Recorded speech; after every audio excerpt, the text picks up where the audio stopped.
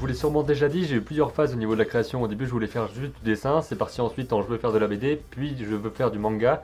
Et justement, à ce moment-là où je voulais devenir mangaka, donc quand j'étais à peu près fin du primaire et tout le collège, j'ai acheté ce genre de livre pour apprendre un petit peu comment dessiner, quel était l'état d'esprit à avoir. Et il y a des choses que j'ai apprises et d'autres qui m'ont pas vraiment servi, donc je vais faire un petit peu le tri pour vous expliquer un petit peu ce que j'ai retenu de ces livres-là et ça pourrait sûrement vous aider. Il y a d'abord le livre Le dessin de manga, c'était le numéro 3, mouvement, décor, scénario. Ce qui m'intéressait surtout, c'était la partie scénario, la partie mouvement aussi, parce que je commençais déjà un petit peu à bien aimer l'animation. Donc je vais vous montrer un petit peu à quoi ça ressemble à l'intérieur. Donc le livre démarre par une petite bande dessinée de quelques pages, où en fait on va voir les aventures d'un mangaka qui sait pas encore trop quoi faire, et qui va avoir l'aide d'une petite créature pour l'aider en fait à faire des mangas comme il veut. Donc c'est une bonne introduction, même dans celui-là aussi. On voit qu'il y a aussi une BD au début. Donc c'est souvent introduit comme ça pour permettre de s'identifier en fait au personnage qui a envie de faire des mangas et qui ne sait pas encore trop comment faire. Donc c'était exactement ce qu'il me fallait. J'aime beaucoup relire cette bande dessinée là parce que ça me rappelle aussi tout ce qu'il y avait autour. Ensuite on a le chapitre sur dessiner les décors. Donc à ce moment là c'était assez utile, plutôt bien fait. Ça m'a entraîné par rapport aux perspectives, par rapport au fait de capter les volumes et de comment les mettre en place en fait, parce que c'est pas vraiment évident quand on débute. Donc plein de choses, comment indiquer les épaisseurs, comment faire des décors urbains. Et vous pouvez voir qu'il y a pas mal d'exemples. Pareil au moment de dessiner les machines, celui-là je m'en suis un petit peu moins servi. Mais on voit que ça décompose en différents volumes. Mais évidemment c'est pas ce qui m'a le plus intéressé dans ces livres-là. Ce qui m'a le plus intéressé c'est la partie scénario. Donc là dessiner les plantes et les animaux. Donc, comment dessiner des arbres, etc. Donc là c'est le moment où c'est vraiment on va décomposer les différentes images pour montrer à peu près comme des tutos comment dessiner. Mais c'est pas exactement du pas à pas, j'aime pas trop quand c'est vraiment faites un rond, faites ça, faites ça, faites ça. Je préfère quand on explique les principes et c'est justement ça qui m'a plu dans ce genre de livre là. Notamment la partie sur le scénario qui est ici. Comment créer une histoire courte. Et là ça expliquait pas mal de choses sur les personnages, sur comment créer un bon scénario, sur comment faire des ellipses lorsqu'il en a besoin, sur comment par exemple raconter une histoire. Donc on nous racontait une histoire de différentes façons et on disait qu'à tel moment on pouvait enlever telle ou telle chose parce qu'il n'y en avait pas besoin, etc. Donc c'était vraiment la partie la plus intéressante. Quand je revois ce livre, c'est surtout cette partie-là en fait sur laquelle je reviens.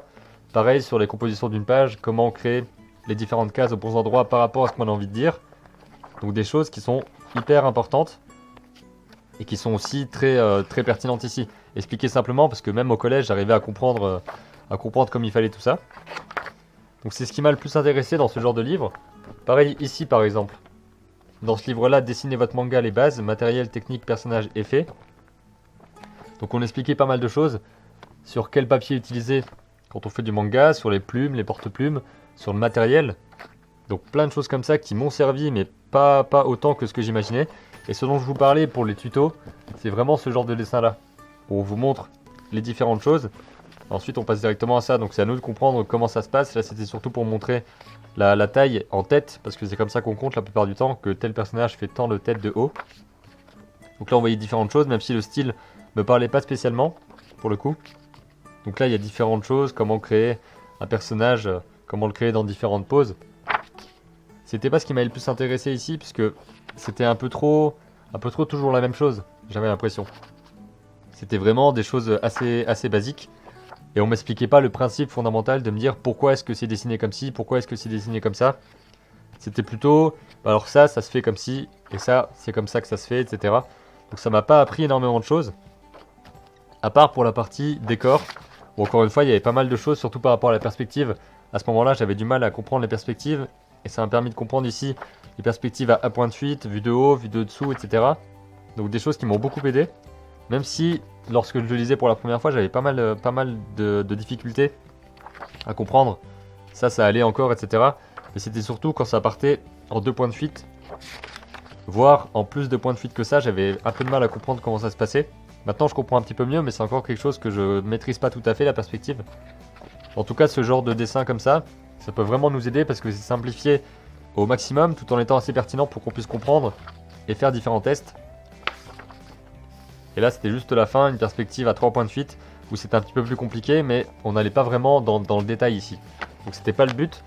Mais ce qui était aussi le plus intéressant dans ce livre-là, c'est qu'il y a deux interviews assez longues au début, de Takao Yaguchi, donc qui a fait le manga Paul le pêcheur, même si je ne le connaissais pas avant d'avoir lu ça. Donc il y a tout un passage où il explique ce qu'il faut en fait pour devenir mangaka au niveau de la motivation, au niveau du travail, au niveau de comment ça se passe réellement en fait. Et c'était hyper inspirant parce qu'on voyait à quel point c'était important, à quel point c'était beaucoup de travail. Et une autre interview de Toru Fujisawa, qui est l'auteur derrière GTO, que vous connaissez certainement.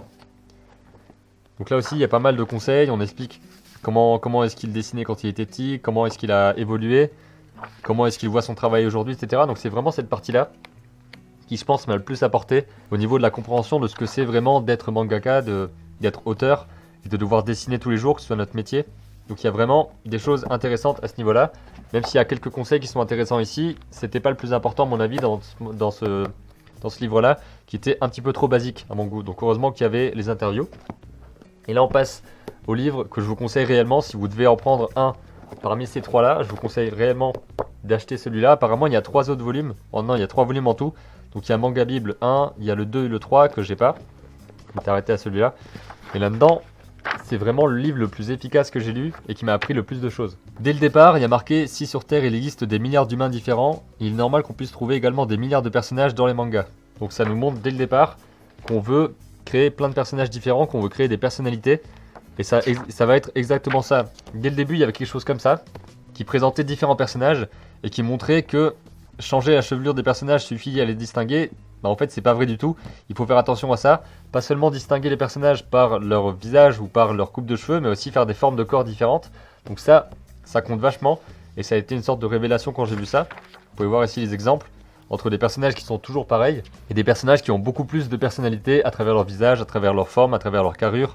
Et ça va être développé tout au long du livre. Parce que vous allez voir des tas et des tas d'exemples par rapport au visage. Donc des visages plus ou moins réalistes et des visages manga. Ce qui va être bien, ça m'avait beaucoup aidé, la façon de décomposer le visage. Donc pour le coup, c'est des conseils pratiques qui étaient vraiment intéressants à voir, comme le fait de mettre les personnages dans un cylindre, comme vous pouvez le voir ici, pour pouvoir le dessiner, et pour imaginer la forme à travers une forme simple, comme je vous en parle régulièrement. Ensuite, il y a des tas et des tas de personnages qui sont dessinés, dont vous pouvez vous inspirer. En fait, il y a vraiment des tonnes de choses. Donc là, c'était pour les personnages, pour créer des personnages avec des visages différents, avec des caractéristiques différentes. Et plus on avance dans le livre, plus on va créer des personnages avec des personnalités. Donc créer des personnages vivants et en mouvement. Et à ce moment-là, on va définir le caractère de nos personnages, leur âge, ce qu'ils font dans la vie, etc. Leurs tics, leurs attitudes, leurs habitudes. Tout ça pour les différencier vraiment les uns des autres et leur donner à chacun une histoire particulière. Donc c'était hyper détaillé dans ce livre-là. Comment créer une ville imaginaire avec des personnages qui ont tous une personnalité différente. Vous pouvez voir ici le moteur de votre personnage et son carburant, c'est les premiers rôles. Donc à chaque fois, on va avoir son nom, le surnom, on va avoir la personnalité, on va avoir leurs points forts, leurs points faibles, tout ce qui est important pour définir votre personnage et pour qu'il soit aussi intéressant, pour qu'il soit différent de ce que les lecteurs ont déjà lu. Donc au lieu d'avoir seulement des exemples de dessins, on a vraiment des exemples de personnalité et de comprendre le principe de pourquoi la personnalité va être importante. Et de ce qui va faire la différence entre vos personnages et ceux des autres. Donc plein de mots-clés pour vous aider à trouver des personnalités pour vos personnages. Des exemples pour les caractères secondaires. Comment dessiner des décors, des figurants, à quoi servent les figurants. Comment les placer dans votre décor, comment utiliser le cadre pour gérer votre histoire. Et ensuite, il y avait l'organisation en fonction de la double page par exemple. Donc plein de choses qui vous expliquent que la première case doit être une case révélation, donc le lecteur doit apprendre quelque chose à travers cette case-là, et que la dernière case doit être une scène de suspense, donc un moment où on se demande ce qui va se passer pour qu'ensuite on tourne la page et qu'on arrive à nouveau à une scène de révélation. Tout ça pour montrer qu'à l'intérieur d'une page, il faut réellement gérer le rythme, il faut réellement avoir une sorte d'histoire qui va se dérouler à l'intérieur même d'une page, pas forcément de l'histoire complète, mais une page doit déjà raconter une histoire et donner envie de voir la suite. Parce que dans tout, dans vos textes, dans vos images, chaque élément doit donner envie, en plus d'être intéressant en lui-même, il doit donner envie de voir la suite. Donc là, vous avez différentes étapes. Le storyboard pour votre manga, le matériel, comment gérer votre page, et ensuite il y a différentes explications par rapport à des exemples précis. La chasse au démon de minuit. Donc là, vous avez la description des personnages. Ensuite, le storyboard, pourquoi il est créé, comment avoir trouvé le thème, etc. etc. Donc toutes les étapes réellement. L'évolution du personnage, donc pourquoi votre personnage doit avoir une progression une progression dramatique à l'intérieur de votre histoire, même si celle-ci fait quelques pages. Vous pouvez voir qu'ici ça a été divisé en plusieurs pages. Nombre total de pages, 16. Donc il y a la construction avec la mise en scène et l'intro sur 5 pages. Ensuite il y a développement et l'intrigue sur 4 pages, renversement de situation sur 4 pages et conclusion sur 3 pages. Donc déjà, quand on fait le storyboard, on commence déjà par définir quelle page raconte quelle chose et les différentes étapes qu'il y a dans votre histoire. Donc ça vous montre déjà à quel point, comme dans un film d'animation, ça va être important de définir à l'avance ce qui se passe dans votre histoire et de comment vous allez la raconter. Et ensuite, vous allez voir toute l'histoire dérouler, avec à chaque fois des annotations à côté qui dit que ça, c'est la case révélation, la case suspense. Et ça m'a vraiment beaucoup aidé au niveau de la mise en scène parce que ça explique en détail en fait quelle case est utile dans telle ou telle situation.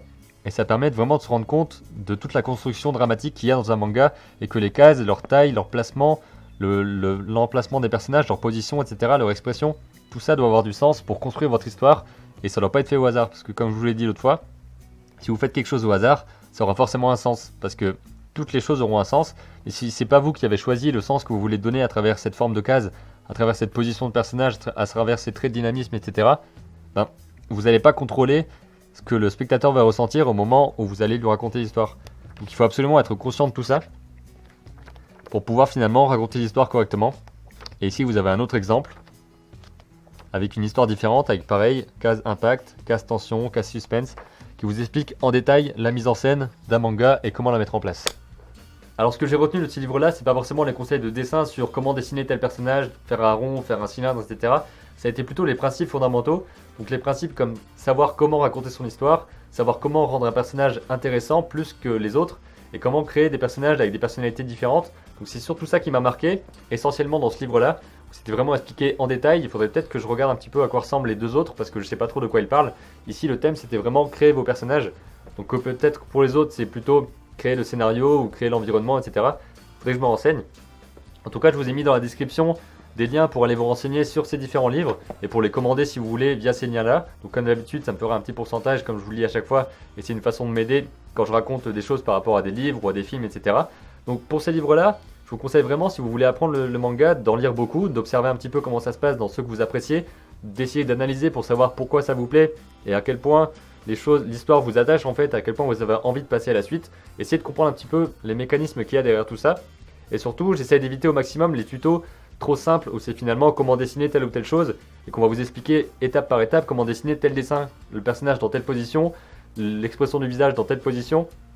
Ça peut être intéressant mais c'est pas la chose complète, c'est forcément un complément finalement pour avoir une capacité de dessin, mais ce qui va être le plus important c'est de comprendre le mécanisme derrière et pas juste savoir dessiner des visages dans telle position ou des personnages comme ça parce que ça sert pas à grand chose, il faut plutôt chercher un petit peu à comprendre les principes pour ensuite les déformer et les ajuster selon l'histoire que vous voulez raconter. Donc j'espère que cette vidéo vous a plu, n'hésitez pas à me dire ce que vous en avez pensé dans les commentaires, est-ce que vous avez ce genre de livre là, est-ce que ça vous intéresse? Voilà, j'ai hâte de savoir tout ça et d'en discuter avec vous, on se retrouve demain à 7 h pour la prochaine vidéo, et d'ici là comme d'habitude, créez vos images et racontez vos histoires. En tout cas, reprendre d'anciennes idées pour les développer avec mon niveau de maintenant.